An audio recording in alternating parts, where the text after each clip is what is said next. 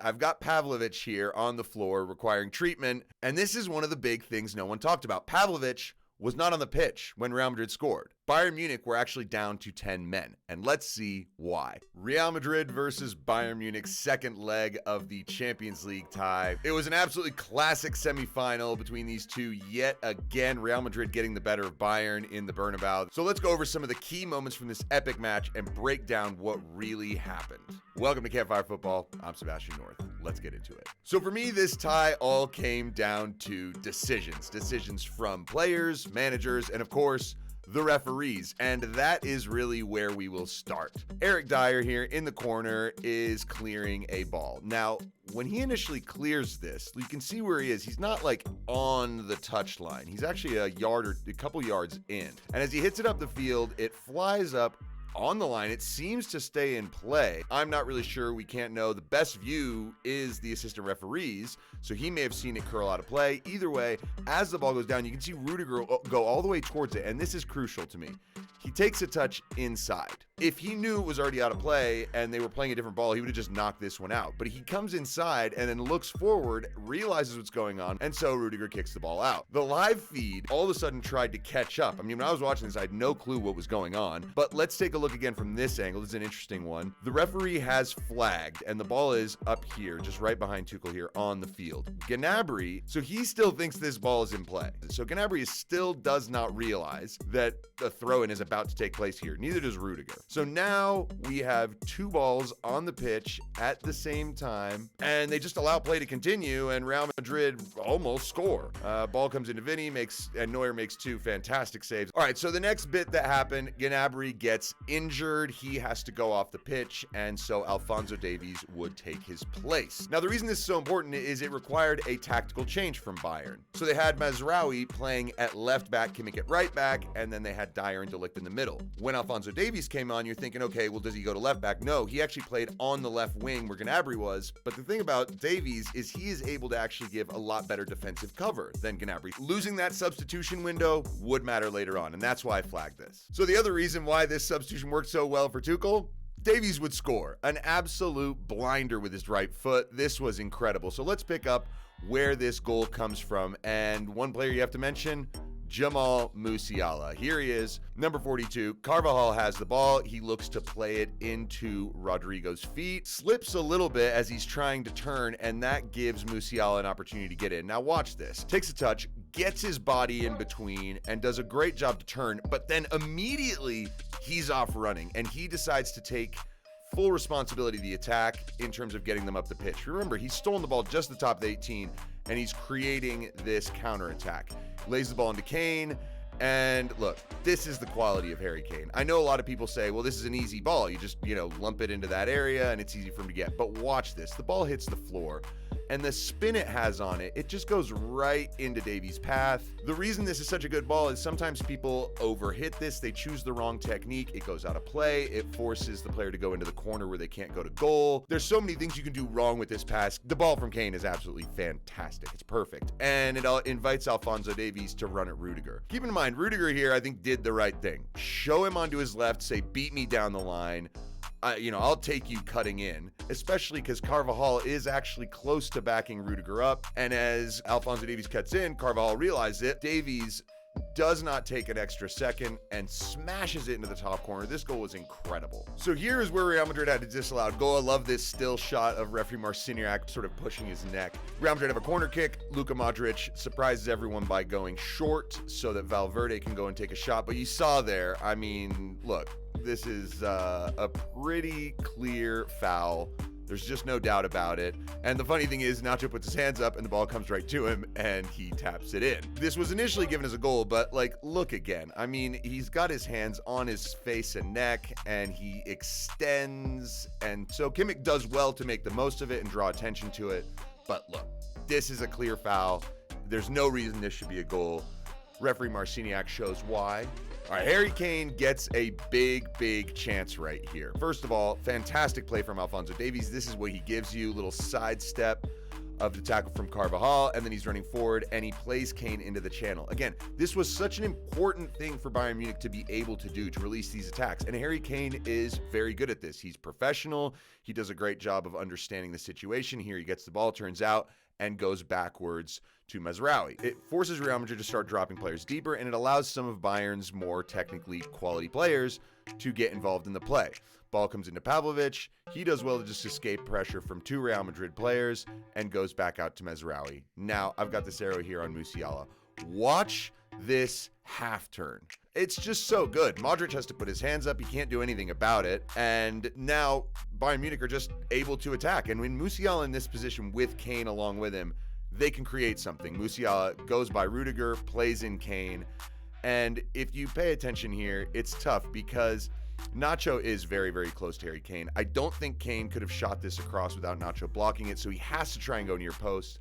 Unfortunately for him, he hits the side netting. All right, Tuchel goes into a back three. This was, I think, not a bad tactical move from Tuchel. There are some people who have said that it wasn't great, but here he is talking to Kimmich when Kim Min-jae is about to come on the field, and he's explaining to him the changes that they're going to make. So Leroy Sané comes off, Kim Min-jae comes on, and now we can look at what the Bayern shape would be. You've got your back three here of De Ligt, Dyer, and Kim. Kimmich as your right wing back, Alphonso Davies as your left, and Mazraoui, who would take Sané's place on the right-hand side. And basically the idea was just be a double wing back with Kimmich, because Kimmich was getting absolutely roasted by Vinny in the second half. Nothing against Kimmich, he did the best he could, but Vinny was doing so much to cause him problems.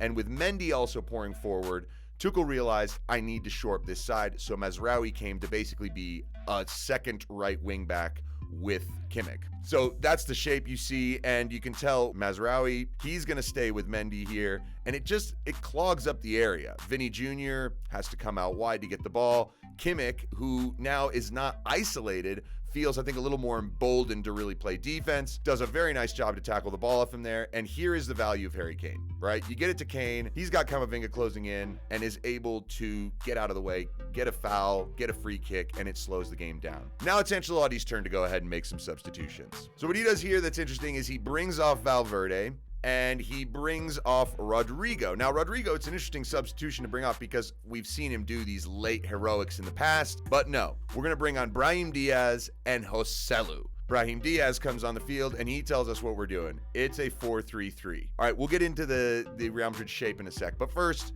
Jamal Musiala. These are the last moments of his match. This is where his race becomes run, and we'll sort of bundle it together. You see Real Madrid's shape. You got Vinny Jr. on the left, you got Brahim Diaz on the right, Joselu in the middle, Modric, Camavinga, and Bellingham as the three in midfield, and then the back four. So that's the tactical change for Real Madrid. And let's just watch Musiala here.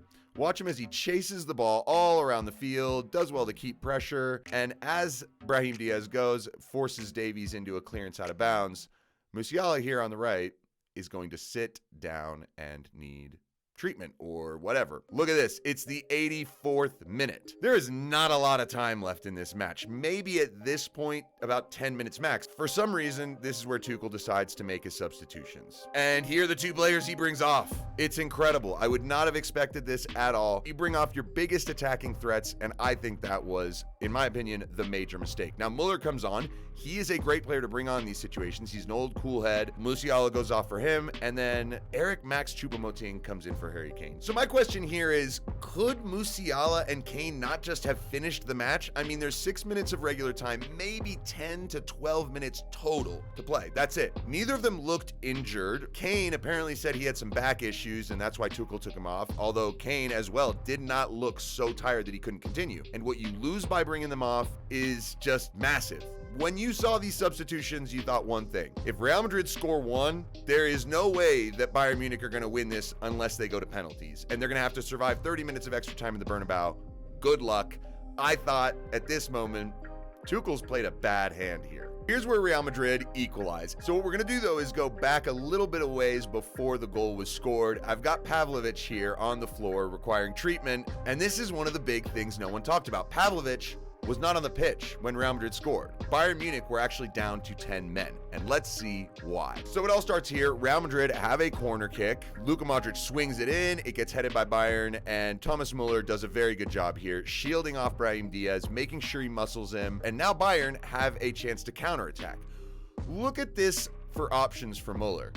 It's a 3-on-1. This is a crucial decision. Now, Ferland Mendy, he's facing this way, so Muller maybe sees that and goes, all right, I should go to the other side.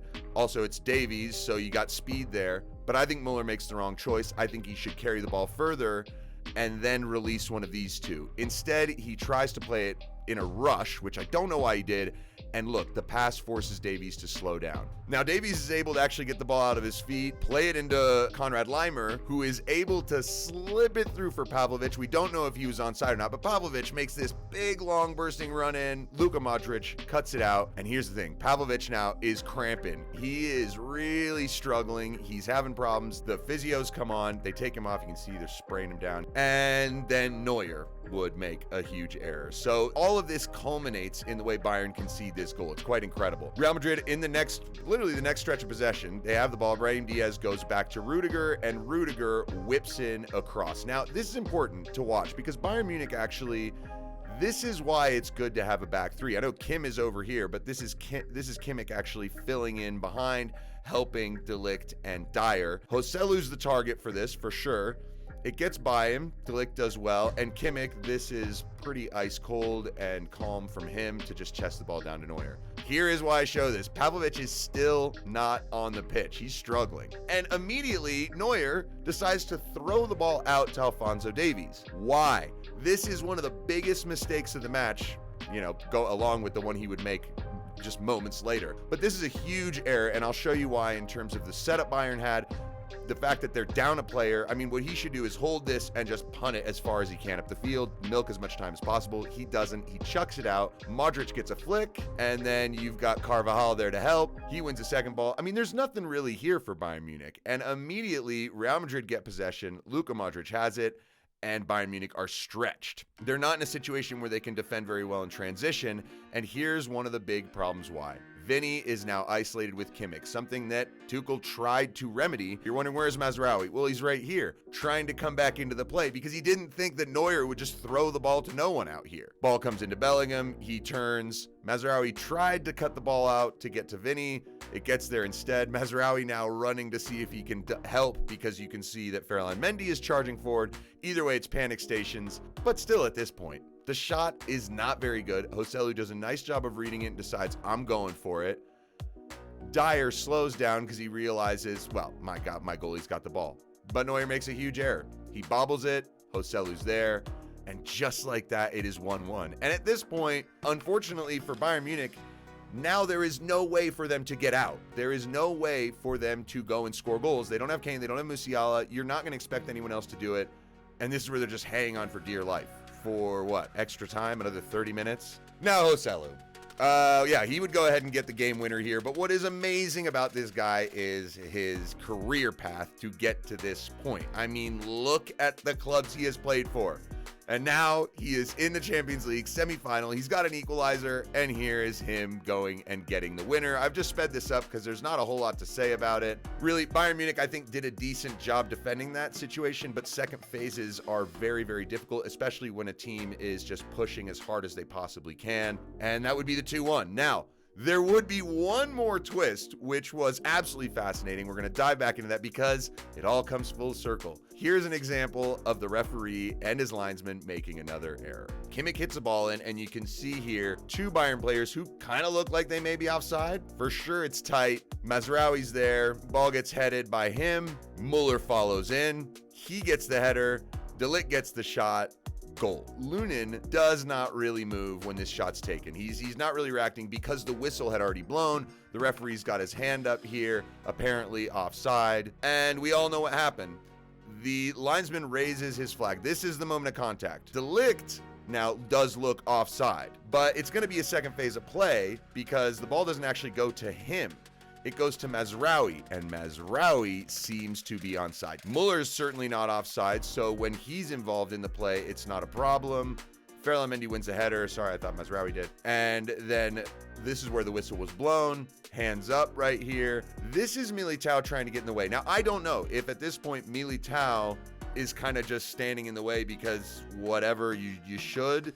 Is this how he would have tackled for this ball if he hadn't heard the whistle? And for sure, Lunin just standing there would have done something else. In the end, it doesn't matter. Real Madrid get the win. They go on to the Champions League final to face Borussia Dortmund. It's going to be a fascinating final. You really obviously give a massive edge to Real Madrid, but Dortmund have shown everybody nothing but surprises this season. They got out of a group of death no one expected them to get through. I do give the edge heavily to Real Madrid because of all the obvious reasons why. But Dortmund have won this competition as well, surprising a Juve side back in the late 90s. Who knows? Maybe they can pull off one of the greatest upsets in Champions League history and win the competition for the second time themselves. Anyway, thanks for stopping by. I hope you enjoyed this breakdown. I'm Sebastian North. This is Campfire Football. Take it easy.